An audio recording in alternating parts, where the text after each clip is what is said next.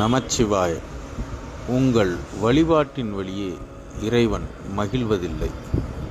மாறாக இறைவன் என்பவன் எப்பொழுதும் என்றும் உங்களோடவே கலந்து இருந்து உங்களுக்கு உறுதுணையாக உங்களுக்காகவே இப்பிரபஞ்சத்தில் உள்ள அத்தனையையும் இயக்கி அதை உங்களுக்கு என்றே பணி செய்யவும், உங்களுக்கான புது புது விஷயங்களை கற்றுத்தரவும், உங்களுக்கான பக்குவத்தை கொடுத்து உங்கள் வாழ்வில் உங்களுக்கு முன்னேற்றத்திற்கு உங்களை நீங்களே உணர்ந்து திருத்திக் கொள்ளக்கூடிய வாய்ப்பையும், அதை எவ்வாறு செய்யலாம் எவ்வாறு செய்யக்கூடாது என்பதை வெளியில் நடக்கும் நிகழ்வு வழியாக காட்டுவதை நீங்கள் சரியாக புரிந்து கொண்டு அதை உள்வாங்கி உங்களை நீங்களே மாற்ற உதவுவதற்காகவே உங்களது பூஜைகளும் உங்களது வழிபாடுகளும் உங்களது சமர்ப்பணங்களும் உங்களது பிரார்த்தனைகளும் அனைத்தும் உங்களுள் உள்கடந்த ஒன்றாக,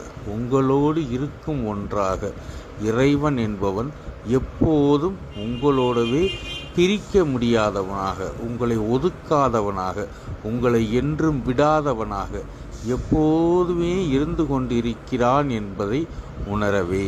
நமச்சிவாய வாழ்க.